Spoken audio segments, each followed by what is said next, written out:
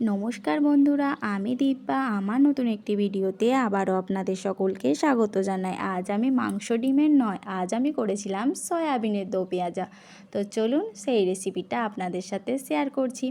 প্রথমে আমি এখানে কিছুটা সয়াবিন গরম জলে ভিজিয়ে রেখেছিলাম, তারপর সেটাকে আমি ঠান্ডা জলে ভালো করে ধুয়ে জল ঝরিয়ে নিয়েছি। এখানে আমি নিয়েছিলাম আদা রসুন বাটা, পেঁয়াজ বাটা, জিরে মৌরি ধনে শুকনো লঙ্কা বাটা, পেঁয়াজ আমি ভালো করে কেটে নিয়েছিলাম, দুটো আলুকে আমি সিদ্ধ করে সেটাকে কুচো কুচো করে রেখেছিলাম।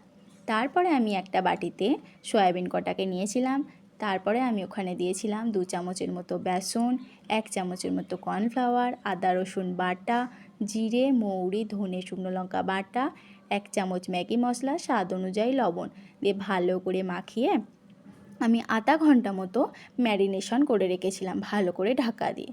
তারপরে আমি এখানে কড়াইতে তেল গরম করে সয়াবিন কটাকে দিয়ে হালকা আঁচে লাল লাল করে ভেজে নেব। যদি আমার ভিডিওটা আপনাদের ভালো লেগে থাকে তাহলে অবশ্যই লাইক কমেন্ট শেয়ার করবেন। ফেসবুক থেকে হলে পেজটিকে ফলো করবেন, ইউটিউব থেকে হলে পেজটিকে সাবস্ক্রাইব করবেন। তো চলুন, এখানে আমার সয়াবিন কটা ভাজা হয়ে গেছে, আমি তুলে নিলাম। তারপরে এখানে আমি পেঁয়াজগুলোকে হালকা করে ভেজে নেব। যেহেতু পেঁয়াজের দো পেঁয়াজা, তো সেই কারণের জন্য পেঁয়াজগুলোকে হালকা করে ভেজে নিতে হবে। এখানে আপনারা চাইলে ক্যাপসিকাম দিতে পারেন, আমার বাড়িতে ক্যাপসিকাম ছিল না তাই আমি দিইনি। তারপরে আমাকে এখানে আলুগুলোকে লাল লাল করে আমি ভেজে নিচ্ছি। দেখুন, হালকা তেলে লাল লাল করে ভেজে নিলাম। এবার আমি যে তেলটা থাকবে সেই তেলে সামান্য পরিমাণে চিনি দেবো। যেহেতু আমি সব তরকারিতেই অল্প অল্প চিনি দিই, না হলে ঠিক নুন মিষ্টিটা ভালো লাগে না খেতে, সেই কারণে। তারপরে আমি এখানে দিয়ে দিয়েছিলাম কিছুটা পরিমাণ 5 ফোড়ন। তারপর পেঁয়াজ বাটাটাকে দিয়ে ভালো করে নাড়াচাড়া করে নিতে হবে। তারপর এখানে আমি দিয়ে দিচ্ছি আদা রসুন শুকনো লঙ্কা জিরে মৌরি ধনে বাটা দিয়ে ভালো করে মশলাটাকে কষিয়ে নেব। এই মশলাটাকে হালকা আঁচে কষাতে হবে। তারপরে আমি এখানে দিয়ে দিচ্ছি পরিমাণ মতো হলুদ আর স্বাদ অনুযায়ী লবণ।